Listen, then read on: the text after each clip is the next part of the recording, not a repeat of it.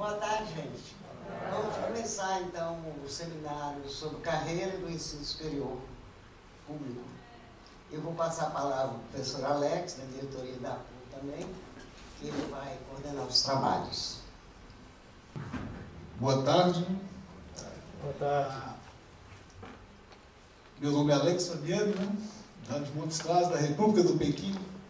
Temos aqui também a presença ali da professora Francinete.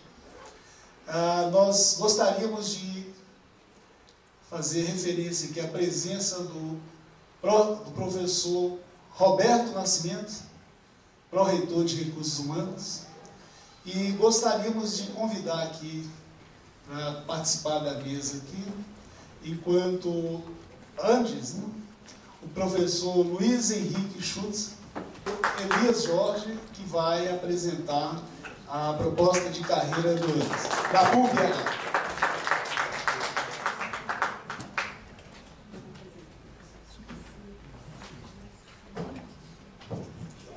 Eu vou passar a palavra ao professor Luiz Henrique Schutz. Ele pode iniciar a sua apresentação. Boa tarde a todas e todos. Eu vou fazer essa brincadeira logo de cara. Sendo aluno, sendo professor, a gente gosta sempre do fundinho perto da porta, né? Isso é infalível. Prazer voltar aqui na UFMG. A última vez que eu estive aqui foi um debate profissional com os estudantes de veterinária. Foi um dos últimos encontros nacionais de estudantes de veterinária, estive aqui bem próximo. Montes Claros também, tivemos lá na mesma época, né? Comendo piqui, levando piqui em conserva para fazer com arroz depois. É muito importante nesse momento em que estamos num debate nacional do porte que não víamos há muito tempo, centrado em duas questões principais, condições de trabalho e reestruturação da carreira docente, esse debate aqui. Do ponto de vista do Antissindicato Nacional, a questão da carreira docente sempre foi um local de encontro de dois grandes pilares da organização desde a fundação do sindicato. O sindicato se constituiu em defesa de um projeto para a Universidade Brasileira e em defesa dos direitos dos docentes. E é exatamente na hora da organização da carreira docente que essas duas coisas se encontram. Como nós podemos definir em lei, definir na norma, a organização dos nossos direitos em perspectiva de longo prazo, saber o que vai acontecer com a nossa vida até a aposentadoria, até nosso último pensionista, e ao mesmo tempo a forma com que se organiza o trabalho das pessoas que estão numa instituição, normalmente uma instituição pública, com uma tarefa de longo prazo, como tem a universidade, se condiciona, de certa forma, como é que vai ser aquela instituição. No debate constituinte, foi muito viva essa questão de como se daria a organização do Estado brasileiro, e associado, né, com a concepção da organização do Estado brasileiro. Naquele momento, o parlamentarismo parecia vicejar, e depois do plebiscito derrubou o parlamentarismo, continuamos com o presidencialismo, mas o debate sobre a arrumação do pessoal, dos servidores públicos, foi muito pautado nesse entremeio entre esse parlamentarismo e o presidencialismo, exatamente nessa concepção de que como se organizam as pessoas que trabalham para o público, que são a estruturação permanente viva do Estado, se dirige para um conceito, para outro conceito, para um papel, para outro papel do Estado. Então nós estamos sim diante de um momento de grande responsabilidade, tratando-se de discutir como pode se rearranjar, e aí o Elias está com mais números aqui do que eu, para mostrar como está desarranjado a nossa organização de trabalho e a nossa projeção do nosso trabalho para a remuneração. A nossa referência, e o Elias também sabe bem disso, participamos juntos daquela grande peleia, ela vem dos anos 85 e 87, quando, num movimento nacional de muita reflexão e de muita luta, estruturou o que acabou sendo o PURPS, o Plano Único de Retribuição de Cargos e Empregos, dos docentes e técnico-administrativos federais. Naquela época o plano exatamente se tratava de plano porque ele abrangia todos os professores do magistério superior, do primeiro e segundo grau, os eco-administrativos, as funções gratificadas, as licenças, toda a organização de pessoal estava num único documento que foi conquistado. E foi conquistado exatamente no mesmo movimento constituinte. E sob os mesmos paradigmas que foram expressos na Constituição de 88 a respeito de pessoal. Surpresa veio depois. E aí já vamos nos aproximar do nosso momento aqui para não perder muito tempo em preâmbulos. Surpresa veio depois que nós tínhamos a nossa relação de trabalho estruturada a partir de alguns fundamentos, que foram os mesmos fundamentos que se organizaram na Constituição brasileira.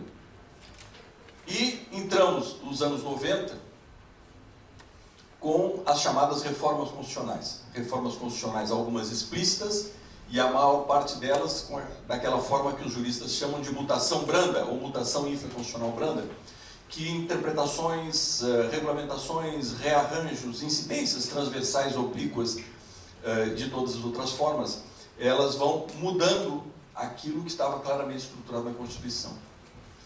Isso aconteceu com o nosso plano de carreira também.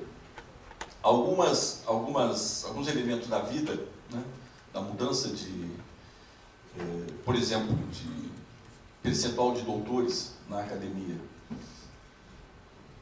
mas especialmente mudanças de interpretação e de como rearranjar as relações independente do que dizia a Constituição, ou para além do que dizia a Constituição, ou por reinterpretações do que dizia a Constituição, se modifica, e se modifica profundamente.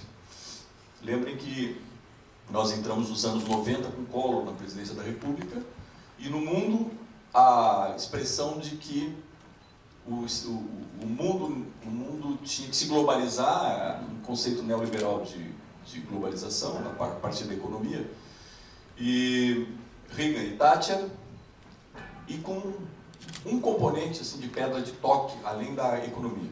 Um novo papel do Estado, é o que chamou, a história acabou o Estado mínimo, e então vamos fazer uma mudança do papel do Estado, do caráter do Estado, e claramente uma mudança do papel dos trabalhadores dos serviços públicos, dos agentes dos órgãos públicos, nessa perspectiva.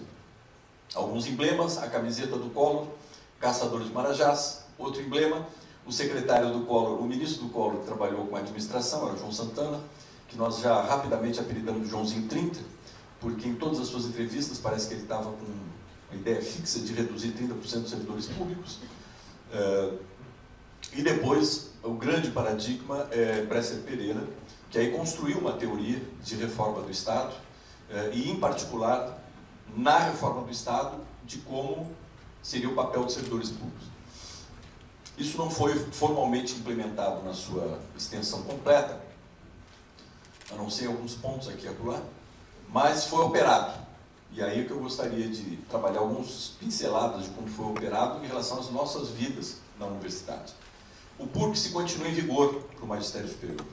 Não está mais em vigor para o magistério antigo primeiro e segundo grau, agora chamado EBTT, e para os servidores técnico-administrativos. A norma geral que nos rege docentes do terceiro grau continua sendo o PURC. Todavia,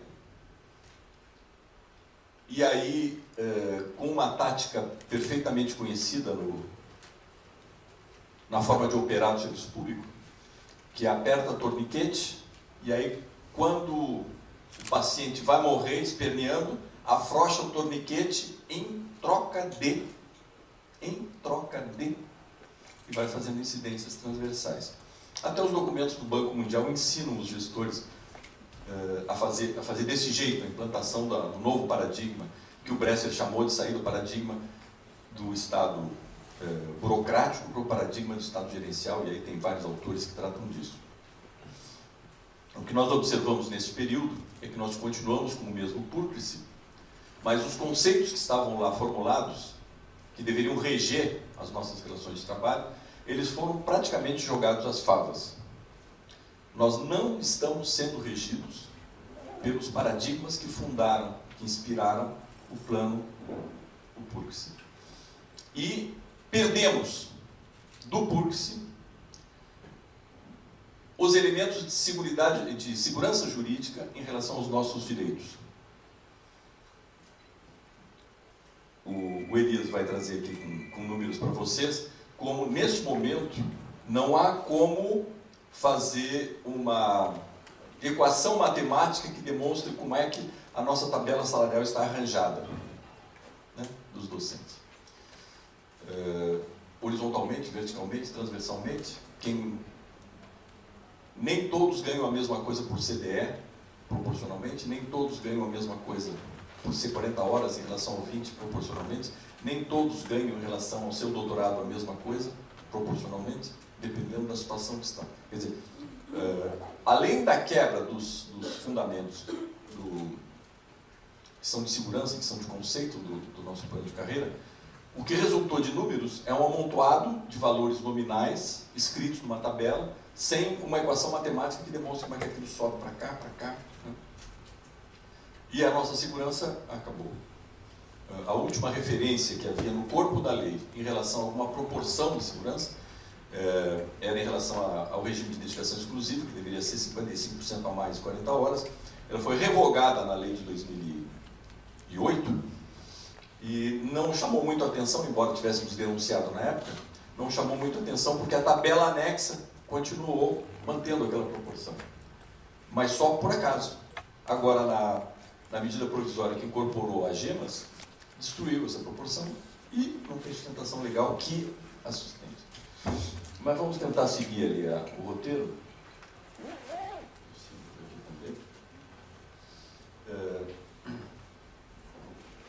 Uma das referências que eu coloco ali no rodapé para demonstrar, e coloquei isso já para o Ministério do Planejamento, é que eles falam que eles estão reorganizando a questão de pessoal.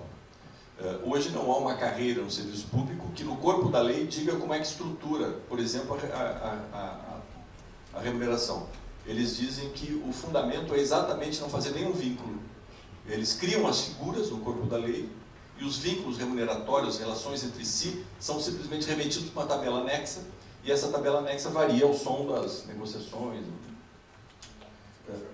Não, está bem, tem aqui também. Ao ponto que nós saímos há 7 anos atrás de uma certa complicação, precisaria lá ter 70, 80 tabelas para ver o conjunto remuneratório do serviço público. Hoje eram 520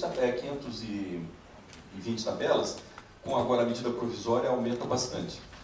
Inclusive, uma referência que eu vou fazer mais adiante, nós temos defendido a carreira única de todos os professores federais. Veja, nós entramos na medida provisória, que foi publicada há poucos dias, com 3 situações diferentes.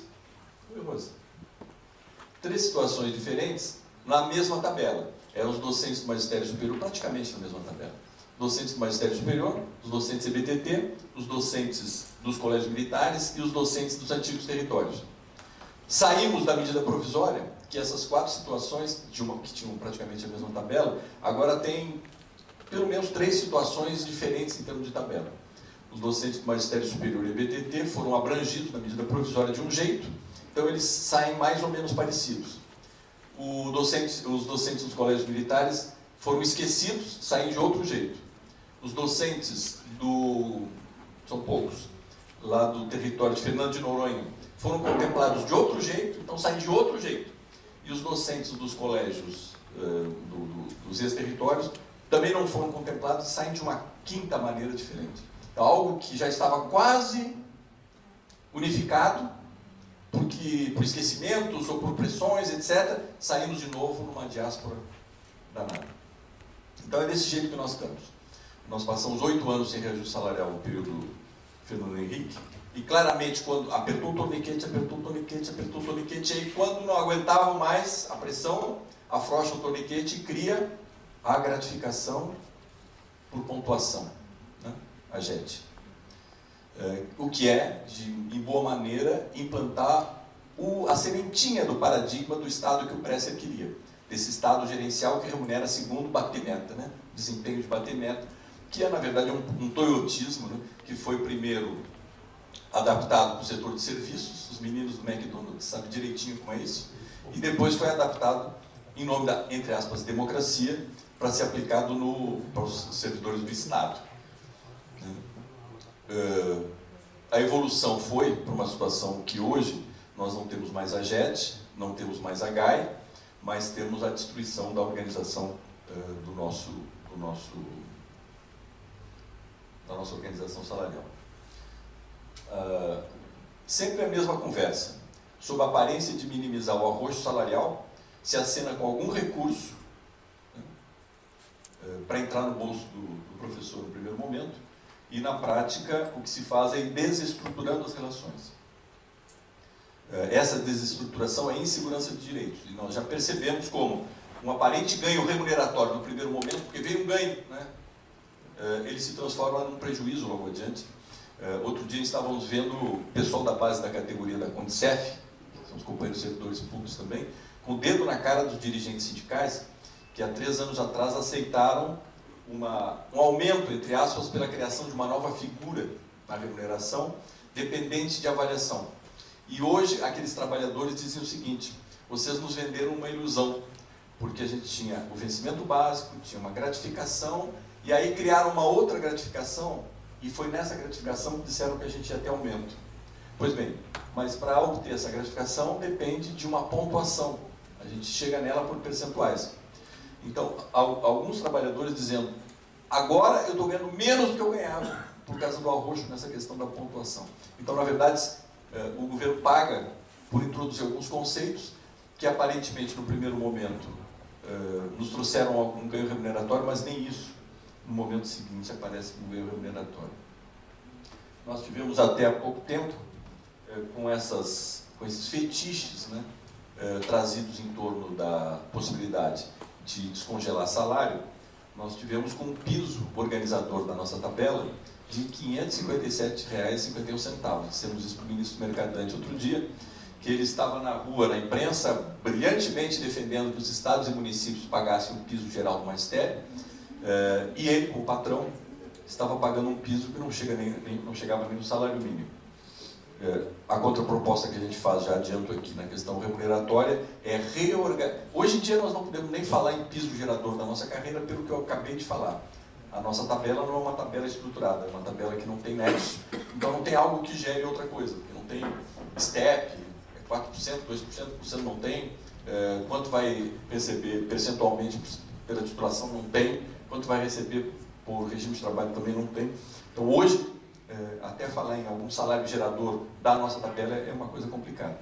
Mas a nossa proposta, um elemento da centralidade dela, é que ela volte a ter uma estruturação, e não uma estruturação só referida na tabela anexa, mas uma estruturação que ela conste como conceito nos artigos.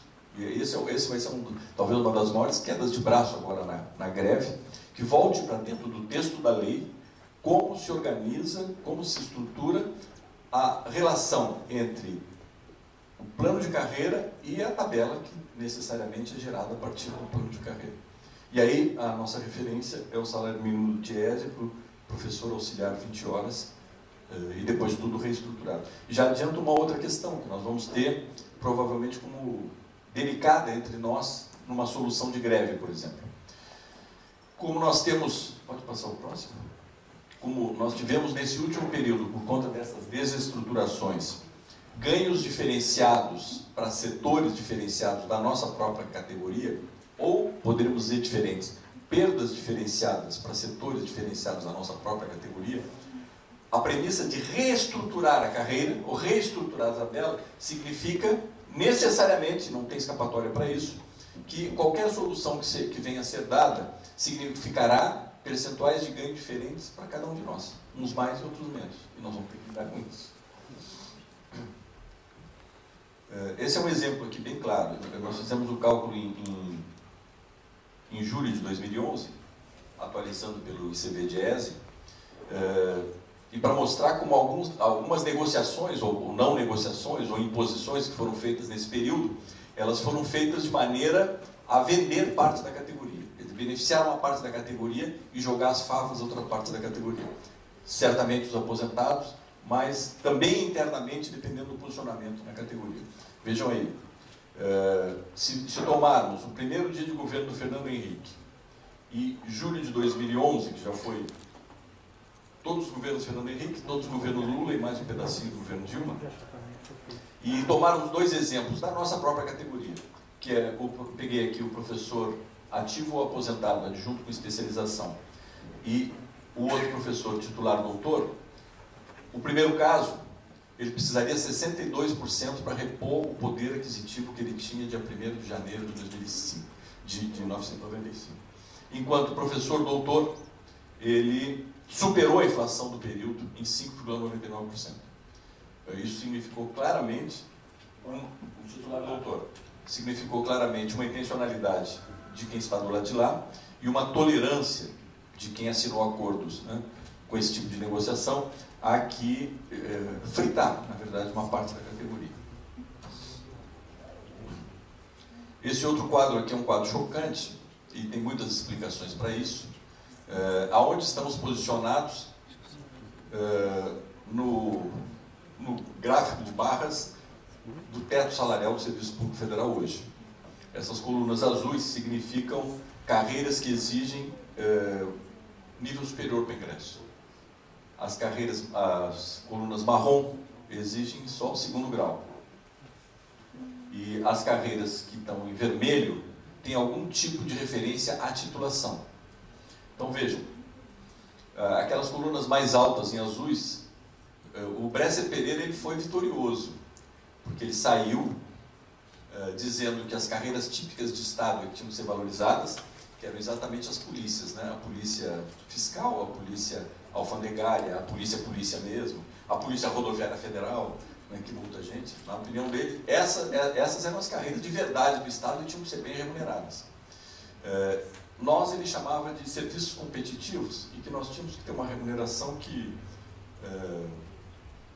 tivesse na disputa com o mercado. E serviços competitivos na nossa disputa com o mercado são os tubarões do ensino privado, né? Bom, na prática foi isso que aconteceu.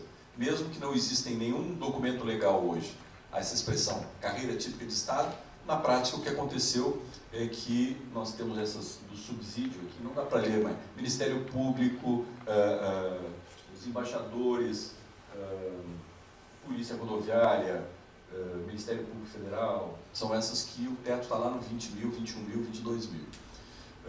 Nós, evidentemente, todas essas carreiras exigem 40 horas e não dedicação exclusiva. Vejam onde está colocado o nosso teto. Não, é com 40 horas, em comparação com 40 horas. Está abaixo de várias categorias que não exigem nem diploma de nível superior para ingresso. Isso nós mostramos para o governo a cada negociação. Como é que o Andes conviveu politicamente com essa situação na década de 90? Nós denunciávamos claramente essa intenção do governo. O governo arrochava o salário, e aí quando abria uma janelinha para discutir o arrocho salarial, não era para discutir o arrocho salarial, era para testar a nossa tolerância de, em troca de alguma remuneração, abrir espaço para que essa reforma do Estado, esse conceito de reforma do Estado, fosse implantado dentro das universidades também. Então, passamos praticamente a década de 80 numa queda de braço conceitual com o governo, fazendo greve, fazendo disputa salarial, mas denunciando quando se discutia salário misturado com discutir carreira, porque identificávamos claramente que era um movimento para quebrar a resistência que havia nas universidades contra essa figura da chamada modernização do Estado, ou modificação do paradigma de Estado, claramente trazendo essa linha do produtivismo, né, pontual, para bater meta a curto prazo, com o paradigma de relações de trabalho nas universidades. Mas houve um fato marcante, em julho de 2010, quase que cercado o Ministério num ato público dos servidores públicos, nós tivemos uma audiência com o ministro do Planejamento, na época, Paulo Bernardo, e cobramos com muita incisividade do ministro, que estava diante dos nossos olhos, que o governo fazia movimentações para aprofundar essa modificação da nossa carreira na prática. Não a carreira escrita, essa continua a mesma, é o PUCS, mas na prática. E não declarava isso, não dizia o que estava fazendo. E exigimos que o Ministério, então, expusesse o que estava fazendo. E o ministro se comprometeu nessa audiência a revelar em cima de que paradigma, de que patamar o governo estava trabalhando para a modificação da carreira docente do Magistério Superior. Houve uma audiência com o secretário do Recursos Humanos na época, o Duvanier, no dia 4 de agosto, e pela primeira vez, desde 1987, o governo bota na mesa um papel dizendo o que estava pensando a respeito da carreira do magistério superior para as universidades. Nós consideramos, o ANDES considerou isso como um fato novo e mudou a sua tática. Claro, foi para a mesa, foi debater, tivemos várias audiências naquele semestre, segundo semestre de 2010.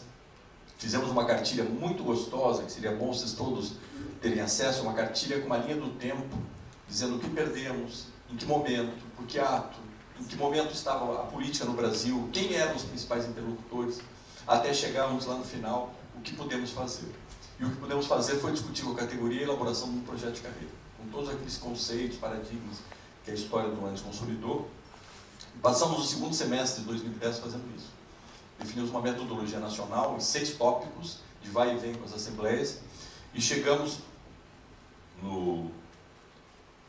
Assim, fizemos a crítica à posição do governo, uma crítica debatida em assembleias também.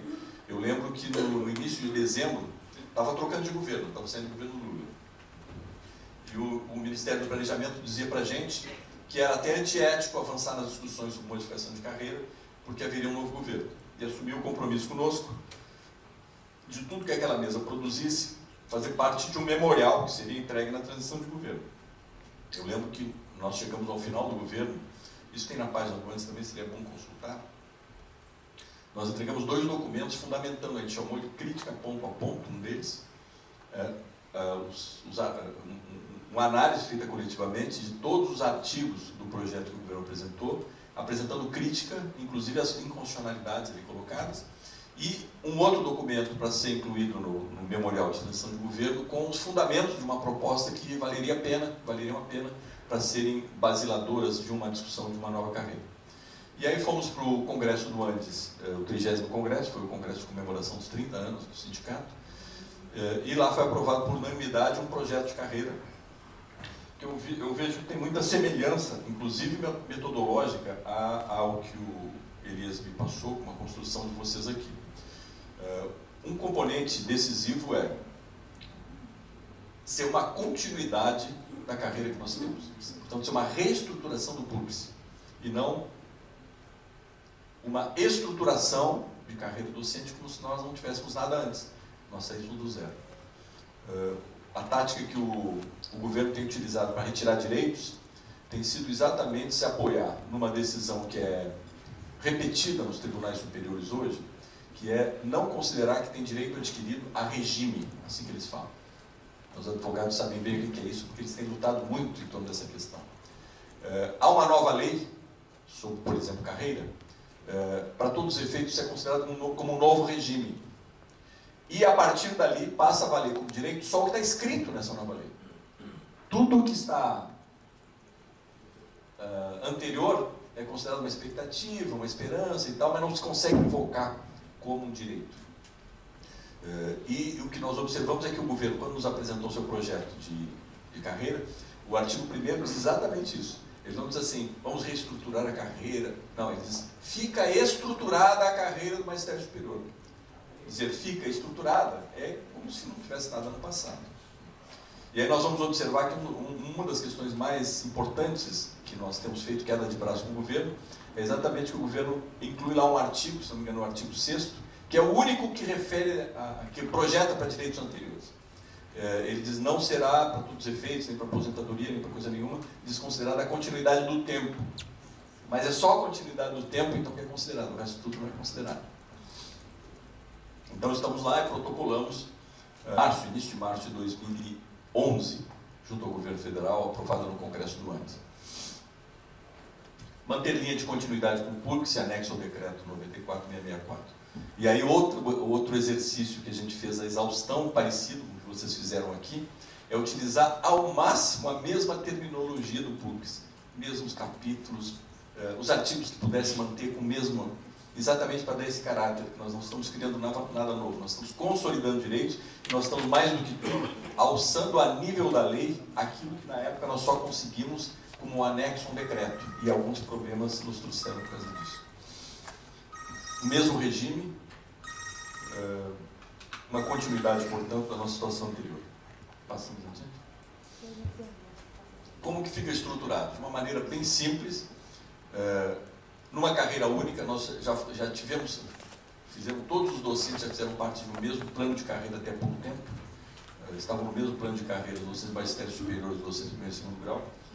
A ideia é valorizar o fato que somos professores federais, todos temos a mesma descrição de funções, e a situação mais esdrúxula na mesa de negociação é que eles concordam que a descrição das funções do docente de magistério superior são as mesmas dos docentes de BTT. Idênticas, no ensino, no social, na pesquisa, na extensão, da administração acadêmica, igualzinho. Que todos fazem o mesmo serviço federal. Que os IFES hoje e os CEFETs fazem da pré-escola ao pós-doutorado. Que as universidades hoje fazem da pré-escola ao pós-doutorado. Mas tem que ser carreira diferente.